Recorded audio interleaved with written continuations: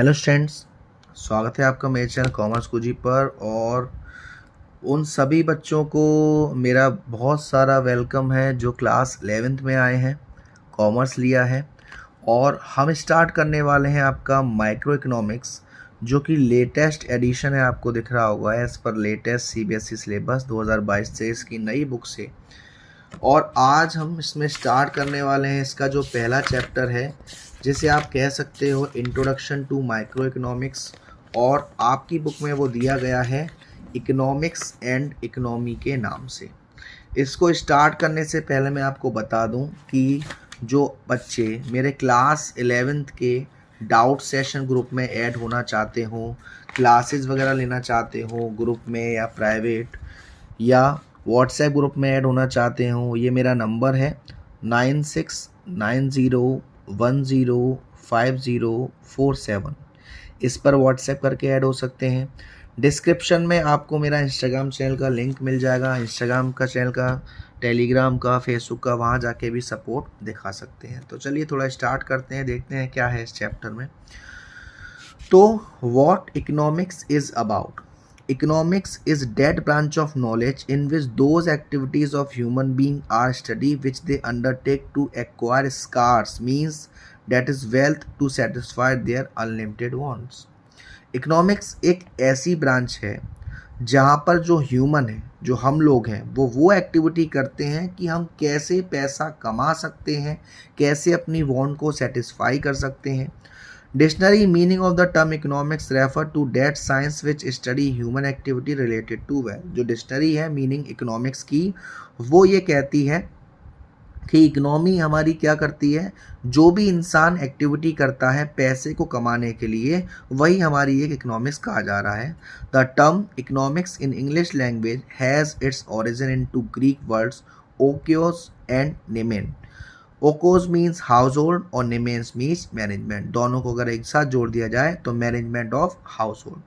तो ह्यूमंस की जो वांट्स होती है वो अनलिमिटेड होती है, but the means to satisfy them are limited और स्कार्ड। जो इंसान की इच्छा है वो तो अनलिमिटेड है, लेकिन जो चीज़ उसकी इच्छा है वो सीमित है। यानी कि रिसोर्सेज तो हमारे पास लिमिटेड है, लेकिन हमारी जो वांट्स है वो अनलिमिटेड है। The means are called wealth. Each household like to so utilize its wealth as to satisfy most of its wants or to maximize its satisfaction. Likewise, a producer try to maximize his profit by allocating his scarce resources to the production of different goods and services. हर कोई इंसान चाहता है कि वो अपनी ज़्यादा से ज़्यादा वांट को सेटिस्फाई कर सके। एक प्रोड्यूसर चाहता है कि वो अपने गुड्स को ज़्यादा से ज़्यादा महंगा बेचे ताकि उसे प्रॉफिट हो। At the level of economy as a whole, maximization of satisfaction implies maximization of social welfare. Economy के हिसाब से देखा जाए तो अगर हमारा मैक्सिमाइजेशन होगा हमारे सेटिस्फैक्शन का, तो मैक्सिमाइजेशन भी होगा हमारे सोशल वेलफेयर का। Thus it is to achieve the objective of maximization of satisfaction at the individual level and maximization of profit at the level of producer and maximization of social welfare at the level of an economy। अब यहाँ पे तीन चीज़ आ रही हैं। Individual level पे हमें अपने profit को मैक्सिमाइज करना है, प्रोड्यूसर लेवल पर प्रॉफिट को मैक्सिमाइज करना है, और सोशल वेलफेयर के हिसाब से मैक्सिमाइज करना है। तो इकोनॉमिक्स हमारा क्या है? Economics is a science of human behaviour concern with the allocation of scarce mean in such a manner that consumer can maximise their satisfaction, producer can maximise their profit and society can maximise their social welfare. Economics एक ऐसी science है हमारा जो हमारे इंसान के जो behaviour है उसको देखता है, और जो स्कार्स का मतलब लिमिटेड रिसोर्सेज होते हैं उसको यूटिलाइज करता है। कैसे? कंज्यूमर की वांट सेटिस्फाई हो सके, प्रोड्यूसर को ज़्यादा से ज़्यादा प्रॉफिट हो सके, और सोसाइटी का ज़्यादा से ज़्यादा भला हो सके। तो scarcity and choice is the essence of economics. जो हमारी स्कैरसिटी है और चॉइस है, दोनों ही इकोनॉमिक्स का पार्ट है। Imagine yourself as the richest person of the earth. Imagine करो, सोचो कि आप दुनिया के सबसे अमीर इंसान हो। Can you get anything you wish to get any time? क्या आपको वो हर चीज़ मिल जाएगी जो आप चाहते हो? नहीं sir. Thus, no matter how much resources means you have, these must be scarce in relation to your want. फर्क नहीं पड़ता आपके पास कितना पैसा है, वो चीज़ सीमित है। जितना आपको चाहिए उसके हिसाब से वो सीमित है, रिसोर्सेज हमारे लिमिटेड हैं। अब बात आ रही है स्कार्सिटी की। It refer to the situation when what you have is less than what you wish to have, यानी कि जितना आपको चाहिए, डिमांड ज़्यादा है, सप्लाई कम है। इन अदर वर्ड्स, स्कैरसिटी का मतलब होता है जहाँ पे सप्लाई रिसोर्सेज की कम है और डिमांड रिसोर्सेज की ज़्यादा है। तो यहाँ पे दो बेसिक कैरेक्टरिस्टिक आपको बताई जा रही हैं। Scarcity, resources are scarce in relation to human want, जो इंसान की इच्छा होती है उसके अनुसार जो हमारे रिसोर्सेज हैं, जो सुविधाएं हैं, वो कम है, सीमित है। क्यों सीमित है? क्योंकि ह्यूमन वांट्स अनलिमिटेड है, उसकी इच्छाओं का अंत नहीं होता है। अल्टरनेटिव यूज का मतलब रिसोर्सेज के अल्टरनेट यूज होते हैं। For example, land may be use to grow wheat और राइस और may be use for the construction of building. जो आपका जगह होता है, लैंड होता है, उसे आप वीट के लिए भी इस्तेमाल कर सकते हो, गेहूं के लिए भी इस्तेमाल कर सकते हो, राइस के लिए भी इस्तेमाल कर सकते हो, बिल्डिंग बनाने के लिए भी इस्तेमाल कर सकते हो, लेकिन आपको उनमें से किसी एक को चूज करना पड़ेगा, इसलिए उसे हम कहते हैं alternative uses. Choice is the outcome of scarcity. आपको मालूम है रिसोर्सेज हमारे सीमित हैं, तो हमें चॉइस करना पड़ता है, ऐसी चीज़ को चूज़ करें कि हमारी वांट ज़्यादा से ज़्यादा सेटिस्फाई हो जाए। Choice emerge when limited resources are to be use for the satisfaction of unlimited want. Choice जब आती है जब जो सीमित रिसोर्सेज हैं, लिमिटेड रिसोर्सेज हैं, उनको हम यूज़ करते हैं अपनी अनलिमिटेड वांट को सेटिस्फाई करने के लिए। A rupee cannot buy 10 thing when the price of each thing is 1। 1 रुपये है आपके पास और 10 चीज़ें हैं, और हर चीज़ की कीमत अगर 1 रुपये है तो आप हर चीज़ को नहीं खरीद सकते।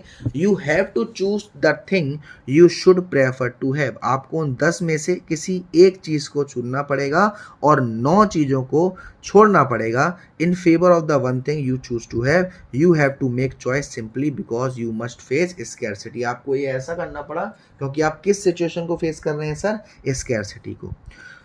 Choice refer to the process of selection from available limited alternative. Choice का मतलब क्या है कि हम सिलेक्शन करते हैं जो भी हमारे पास सीमित रिसोर्सेज हैं उनमें से, क्योंकि रिसोर्सेज हमारे पास स्कार्स हैं, सीमित हैं, और उनके अल्टरनेटिव यूज हैं। थर्स, स्कैरसिटी की वजह से चॉइस आया। चॉइस में आपको डिसीजन मेकिंग करना पड़ेगा, और डिसीजन मेकिंग का मतलब क्या है कि जो भी हमारे लिमिटेड रिसोर्सेज हैं उन्हें इस तरीके से इस्तेमाल करना है कि कंज्यूमर की ज़्यादा से ज़्यादा वांट सेटिस्फाई हो, प्रोड्यूसर को ज़्यादा से ज़्यादा प्रॉफिट हो, और सोसाइटी को ज़्यादा से ज़्यादा सोशल वेलफेयर हो। तो द एसेंस ऑफ इकोनॉमिक्स यहाँ पर दे रखा है। Scarcity of resources in relation to unlimited human wants, problem of choice और इकोनॉमिक प्रॉब्लम किससे? स्कैरसिटी और चॉइस से। तो यहाँ पर आपसे कह रहा है economic is a science of human behaviour. Economics एक इंसान के बिहेवियर की साइंस है कि वो कैसे बिहेव करता है स्कैरसिटी रिसोर्सेज के लिए, अपनी वांट को सेटिस्फाई करने के लिए। ये 3 चीज़ आपको याद रखनी है: कंज्यूमर का सेटिस्फैक्शन, प्रोड्यूसर को ज़्यादा से ज़्यादा प्रॉफिट, और सोसाइटी का ज़्यादा से ज़्यादा social welfare. Micro economics and macro economics. Class 11th में आपको माइक्रो इकोनॉमिक्स पढ़नी है और क्लास 12th में आपको मैक्रो इकोनॉमिक्स पढ़ने को मिलेगी। When the problem of choice, कौन सी problem? Economic problem, are study and address at the level of individual. अभी हमने 3 चीज़ पढ़ी थी, इंडिविजुअल यानी कंज्यूमर, प्रोड्यूसर, और सोशल वेलफेयर यानी कि सबको मिलाकर।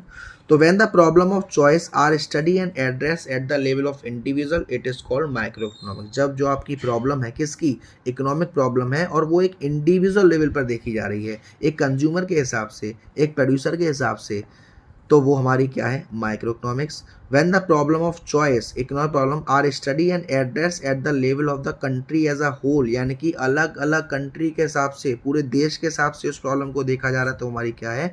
Macro economics. With these observations in mind, we now proceed to a detailed study of the concept of microeconomics and macroeconomics. इन दोनों कंसेप्ट को ध्यान में रखते हुए हम डीपली ऑब्जर्व करेंगे कि क्या हमारी माइक्रो इकोनॉमिक्स और क्या हमारी मैक्रो इकोनॉमिक्स है। लेकिन यहाँ पर आपको दे रखा है micro economics study the economic activity of individual unit.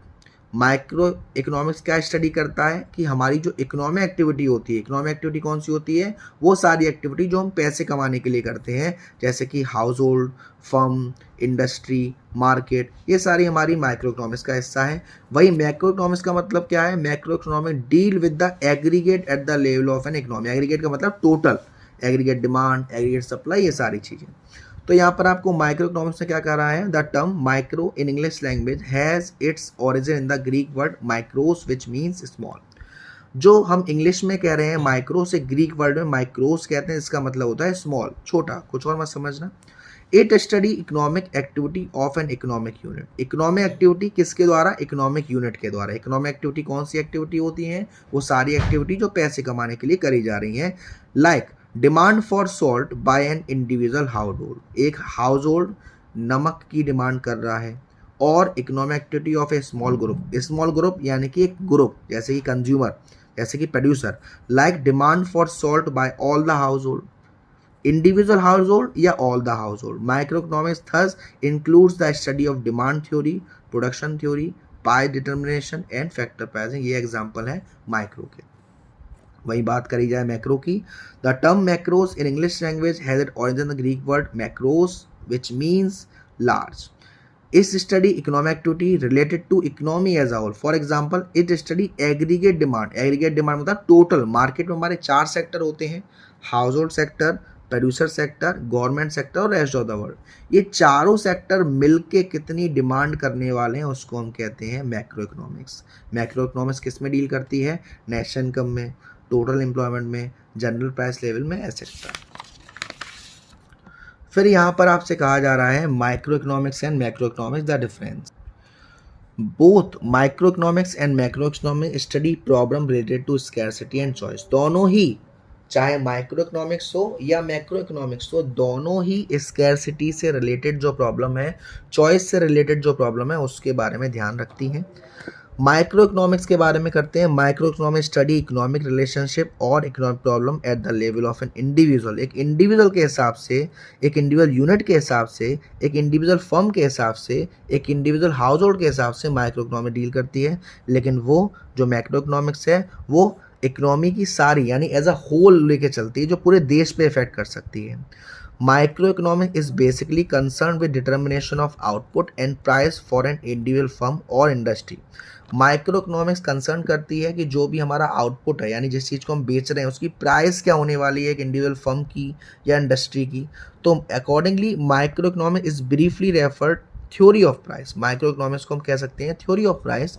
वहीं अगर मैक्रो इकोनॉमिक्स की बात करी जाए तो एग्रीगेट आउटपुट, जो टोटल आउटपुट है उसकी प्राइस लेवल क्या होनी चाहिए, तो ये करती है theory of income and employment पर. फिर आपको इनके एग्जाम्पल दे रखे हैं. Study of micro economics assume that macro variable remain constant. अगर हम माइक्रो इकोनॉमिक्स की स्टडी करते हैं तो हमें एज्यूम करना पड़ता है कि जो भी माइक्रो वेरिएबल्स हैं वो कांस्टेंट रहेंगे, चेंज नहीं होंगे. For example it is assume that aggregate output is given while we are standing determination of price of individual firm और इंडस्ट्री. ये एज्यूम किया गया है कि एग्रीगेट आउटपुट जब दिया जाएगा, जब हम स्टडी करेंगे प्राइस के बारे में इंडिविजुअल फर्म और इंडस्ट्री के हिसाब से, सेम यहाँ पे फंडा हो जाएगा. यहाँ पे माइक्रो वेरिएबल्स कांस्टेंट रहेंगे तो यहाँ पे माइक्रो वेरिएबल्स कांस्टेंट रहेंगे.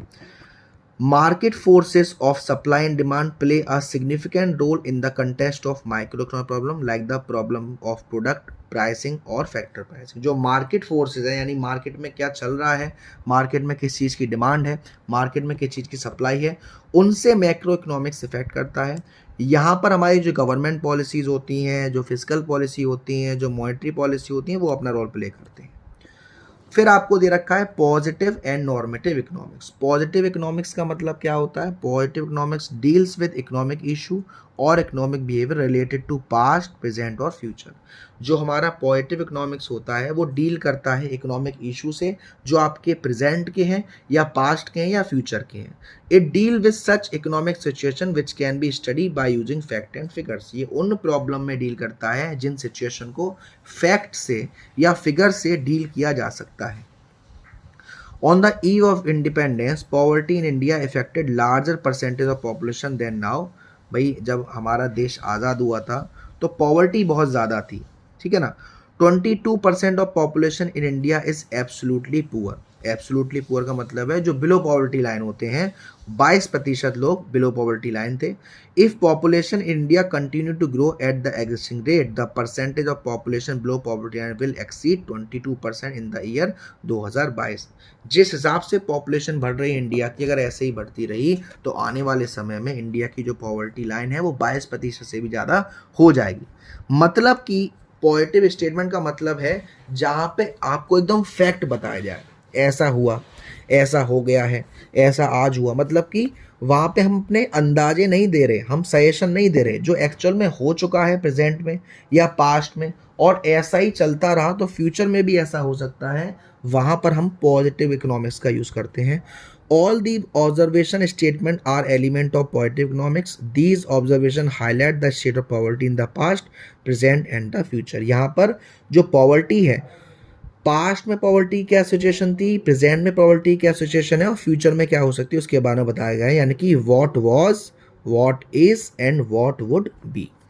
कैरेक्टरिस्टिक क्या है पॉजिटिव स्टेटमेंट के, observation statement related to positive economics show the following characteristic, ये सारी कैरेक्टरिस्टिक शो होती हैं। सबसे पहला, these statements highlight the nature and extent of economic problem और analyze the economic behavior of the pupil related to past, present और future। ये जो स्टेटमेंट होते हैं वो हाईलाइट करते हैं नेचर को, हमारी इकोनॉमिक प्रॉब्लम को, और जो प्यूपल का नेचर है पास्ट में, प्रेजेंट में और फ्यूचर में, उसके हिसाब से। ये जो स्टेटमेंट होते हैं वो बेस्ड होते हैं फैक्ट एंड फिगर्स के ऊपर, जो हमारे पास्ट में थे, प्रेजेंट में थे, फ्यूचर में थे। ये स्टेटमेंट ट्रुथ होते हैं क्योंकि इनके जो फैक्ट और फिगर होते हैं वो वेरीफाइड होते हैं।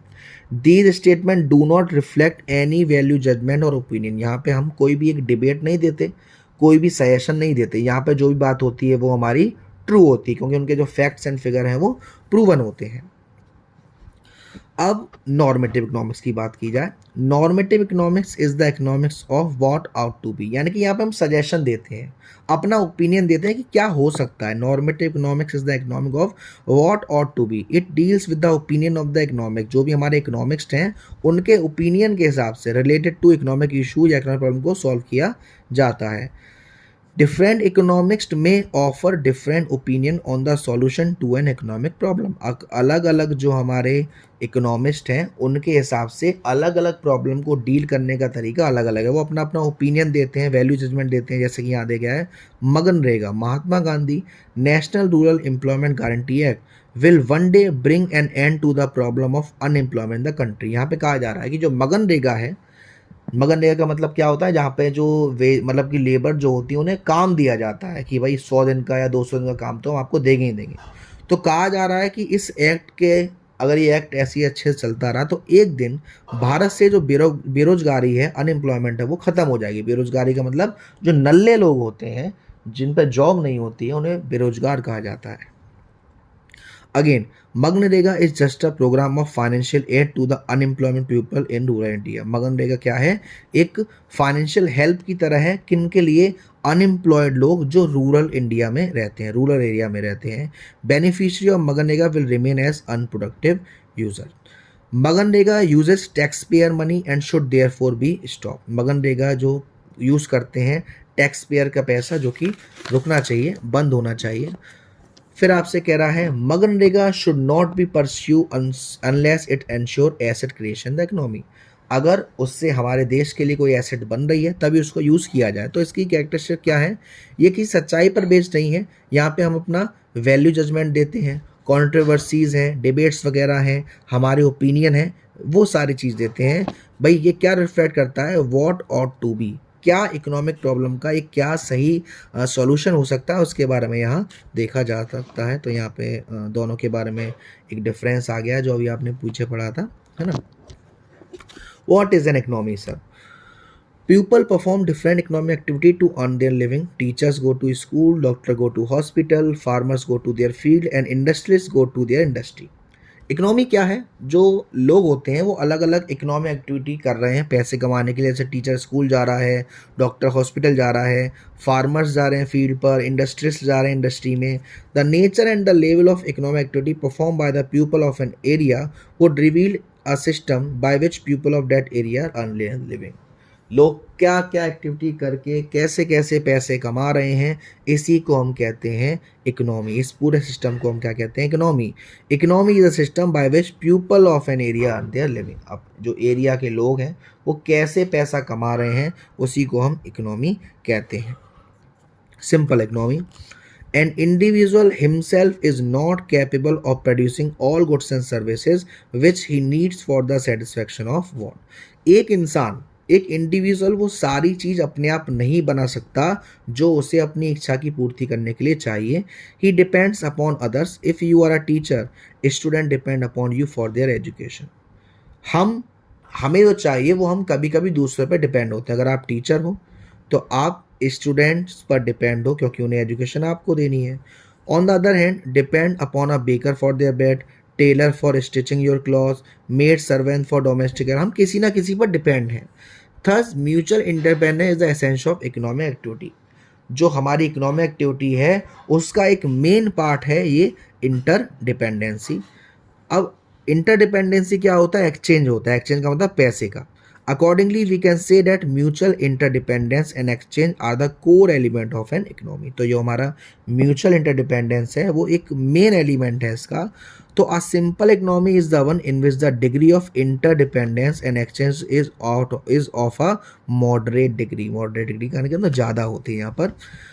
A simple economy contract with a complex economy. Unlike a simple economy, the degree of interdependence and exchange of complex in a complex is a very high. Feature क्या है दे रखा है. Income level of the people is low. जो people की income level होती है इसमें कम होती है, इसमें ज़्यादा होती है. जो वॉन्ट्स होती हैं, wants are multiple but not so innumerous. Wants ज़्यादा है लेकिन इतनी भी ज़्यादा नहीं है, लेकिन इसमें वॉन्ट ज़्यादा होती हैं, बहुत ही ज़्यादा. म्यूचुअल इंडिपेंडेंस इसमें लिमिटेड होता है. माफ़ कीजिएगा, ऊपर मैंने आप कहेंगे सर हाई था, लिमिटेड होता है. कॉम्प्लेक्स में हाई होता है. डिग्री ऑफ एक्सचेंज लिमिटेड होती है, इसमें हाई होती है. अब यहाँ पे ऑर्गेनाइजेशन दे रखा है इकोनॉमिक एक्टिविटी की. Type of economic activity. Economic activity, activity of production, consumption, investment, exchange, जो कि कंट्रोल करी जाती है, रेगुलेट करी जाती है गवर्नमेंट द्वारा. तो यहाँ पर हमें 3 चीज़ दे रखी हैं, ये यहाँ से समझते हैं. देखो, कंट्रोल और centrally planned economy, free economy और मार्केट इकोनॉमी और mix economy. Centrally plan economy का मतलब क्या होता है? These are those economy where the economic activity जैसे प्रोडक्शन, कंजप्शन, इन्वेस्टमेंट और एक्सचेंज जो कि गवर्न किया जाता है गवर्नमेंट द्वारा. यहाँ पर गवर्नमेंट का कोई इंटरफेयर नहीं होता फ्री इकोनॉमी में. यहाँ पे हम फ्री होते हैं मार्केट में. जो फोर्सेस चल रही हैं, जैसी डिमांड है, जैसी सप्लाई है, उसके हिसाब से आप प्रोडक्शन, कंजप्शन, इन्वेस्टमेंट कर सकते हैं. These are the economy where the economic activity are governed by the free play of market forces but are regulated by the government. Mix economy हमारी वो इकोनॉमी होती है जहाँ पे इकोनॉमिक एक्टिविटी को देखा जाता है गवर्नमेंट के अंदर लेकिन मार्केट की फोर्सेस के हिसाब से. यहाँ पर जो इकोनॉमिक डिसीजन लिए जाते हैं सेंट्रली प्लान्ड इकोनॉमी में वो सोशल वेलफेयर को ध्यान में रखते हुए लिए जाते हैं. फ्री इकोनॉमी में जो भी डिसीजन लिए जाते हैं वो प्रॉफिट को ध्यान में रखते हुए लिए जाते हैं. और यहाँ पर कंबाइन दोनों. The consumer is not sovereign. Sovereign का मतलब the central authority decide what goods are to be produce for the people. यहाँ पे कंज्यूमर डिसाइड नहीं करते. भाई हम कंज्यूमर का ध्यान नहीं रख रहे, हमें सोशल वेलफेयर करना है. यहाँ पर हम कंज्यूमर के हिसाब से कर रहे हैं ताकि वही जो लोग हैं वो खरीद पाएंगे. और यहाँ पर हमारा दोनों चलता है. Most resources are controlled by the government. The government decide what price the goods are to be sold in the market. Centrally plan में जो गवर्नमेंट है वो डिसाइड करी जाती है कितने कीमत पे गुड्स को बेचना है. यहाँ ऐसा कुछ नहीं होता. या मार्केट की फोर्सेस वगैरह डिफाइन करती हैं. यहाँ पर जो रिसोर्सेज है वो दोनों कंट्रोल करते हैं, गवर्नमेंट भी और लोग भी. प्राइस इस तरीके से रखी जाती है कि सोशल वेलफेयर भी हो और प्रॉफिट मैक्सिमाइजेशन भी हो. फिर यहाँ पे दे रखा है कि सेंट्रली प्लान्ड इकोनॉमी हमारा एक पब्लिक सेक्टर है, फ्री इकोनॉमी हमारा एक प्राइवेट सेक्टर है और ये हमारा दोनों है. तो यहाँ ये छोटा सा चैप्टर था, नन्ना मुन्ना सा प्यारा सा. आई होप सो कि आपको समझ में आया भी होगा. तो यहाँ पर ये 3 इकोनॉमी काफ़ी इंपॉर्टेंट है. मार्केट इकोनॉमी जो कि एक फ्री इकोनॉमी है, गवर्नमेंट का कोई इंटरफेयर नहीं होता. सेंट्रल प्लान इकोनॉमी गवर्नमेंट का इंटरफेयर होता है. और मिक्स इकोनॉमी जहाँ पे दोनों. पॉजिटिव नॉर्मेटिव आया होगा जहाँ पे हम अपना सजेशन देते हैं, ओपिनियन देते हैं, ऐसा हो सकता है, ऐसा नहीं हो सकता, वो नॉर्मेटिव है. जहाँ पे हम फैक्ट्स पर बात कर सकते हैं, जो ट्रुथ पर बात कर सकते हैं, वो हमारा पॉजिटिव है. तो ये हमारा फर्स्ट चैप्टर फिनिश हुआ है. इसे क्वेश्चंस वगैरह देखिएगा. अगली वीडियो में हम हमारा सेकंड चैप्टर स्टार्ट करेंगे जो कि है शायद central problems of an economy chapter 2. Video पसंद आई तो प्लीज़ वीडियो को लाइक जरूर करिएगा, शेयर जरूर करिएगा और चैनल को अब तक सब्सक्राइब नहीं किया है तो प्लीज़ सब्सक्राइब कर दीजिएगा. Thank you so much. Love you all.